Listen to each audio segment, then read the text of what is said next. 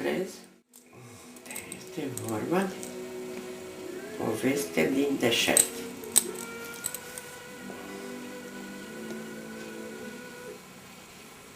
Și sunt mii de ochiuri. Cum faci? Încep dintr-un anumit stânga-dreapta sau... La goblen se poate începe de oriunde și se poate începe cu orice culoare. Dar este bine să începi cu culorile închise. Pentru că mai ușor distingi pe urmă celelalte. De asta singura mi-am dat seama și că uneori albul se mai își împrumută din culorile de alături, știi? Depinde cum e vopsit firul și de-aia fac așa. Cum știi să îmbini culorile sau să alegi culorile? Ochiul pictorului. Goblenul este pictură cu acul. Ele vin cu firele și culorile, tu le mai schimbi sau faci exact cum? Unele firme livrează cu fire, cu tot altele fără. Și atunci îți cumperi firele și le combini cum dorești.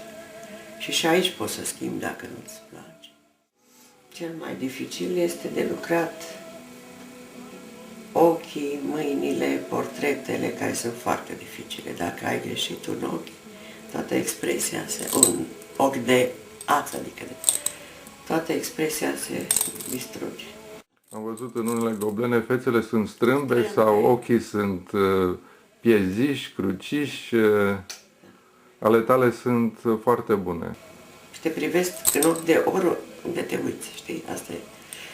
De exemplu, la asta pe care lucrez acum, ochii sunt Nu sunt terminați. un element principal. Da, dar nu sunt terminați, mai am de lucru la. Va fi foarte greu să faci ochii Da, ăia. că mai am puțin aici de lucru. Ai vreun subiect favorit la goblene? Ce-ți place cel mai mult? Da, mi-au plăcut foarte mult florile la început. Și plac și acum. Îmi plac și religioasele, îmi plac toate. Întotdeauna îmi place când îl încep. Și mă bucur Când începi unul nou. Da, când încep unul nou. Dar întotdeauna îmi pregătesc al doilea. Știi, deja este lângă mine. Și îl studiez și îl tot studiez și pe urmă încep să-l cos. Și mă bucur când mi-a reușit. Cum te simți când l-ai terminat și trebuie să te desparți de lucru la acel goblen și să începi unul nou? Până le lucrez, cum să spun, sunt preocupată foarte tare de fiecare detaliu ca să-mi iasă, știi? Și mă bucur la fiecare floare, la fiecare frunză, la fiecare culoare care mi-a ieșit. Subiect religios. Și vezi ce frumoasă expresia Madonei. Și mâinile. O să iei pe detaliu. Așa. Îmi plăcea și copii, foarte mult mi-a plăcut să fac copii, deși e foarte greu. Aici este o muncă extraordinară la părul, vezi, și îmbrăcămintea flautistului. Și să-ți arăt și pe dos, că de multe ori nu știi dacă e față sau dos. Mi-am duc aminte că mi-ai spus că maestria se vede de fapt Pe spate. Pe spate. Da. Poți să ne explici de ce?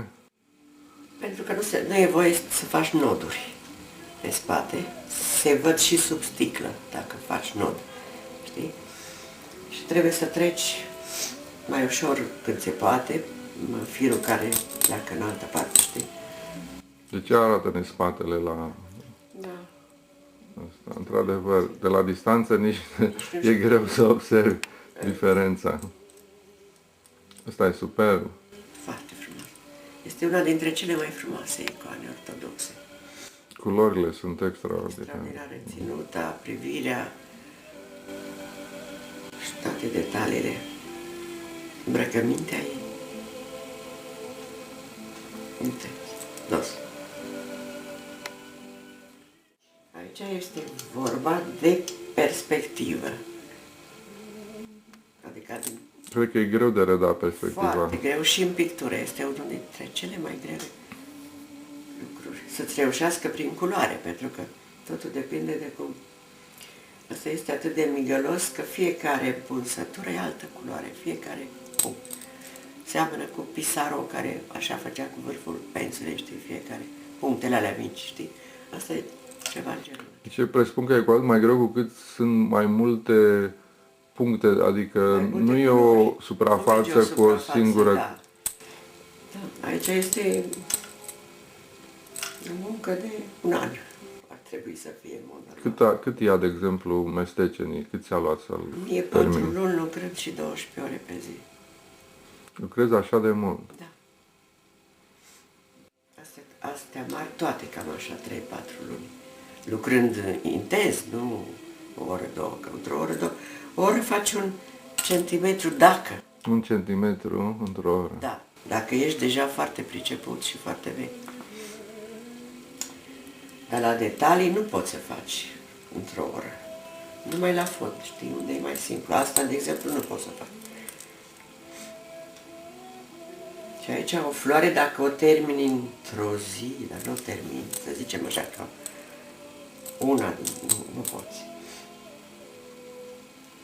Deși florile par mai ușor de lucrat, știi? Pentru mine acum e mai ușor. Nu, cred că chipul uman e cel mai Cel greu, mai greu este, da. pentru că și ochii și privirea. Și mâinile, Da. asta și pictura e același lucru. Mâini în pictură, foarte puțin dintre mari picturi au reușit să facă mâini frumoase. Asta e una dintre favoritele, Da. nu? Da, pentru că mi-am dorit foarte tare să le văd de adevărat la muzeul din Eugene și n-am ajuns. Să arăt și spatele. Da, da. Uite,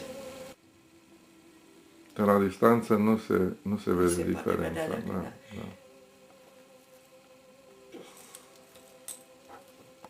Și perechea. și pe perechea. Tot Ancamonul. Coloritul e extraordinar. Aici se poate vedea, Îmi place auriu cu tonurile de albastru și turcoaz. asta un cunoscător își dă seama de câtă muncă este aici. Ai vreun pictor renumit, un pictor favorit după care îți place să lucrezi?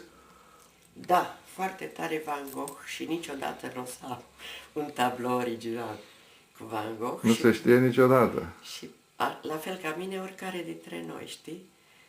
Și poți să-l ai așa. La fel asta. Irișii celebri, lacul cu iriș. Dürer, mie îmi place. Și asta trebuie să fie pe birou fiecăruia, așa se spune, această rugă. Să-ți arăt peisaje?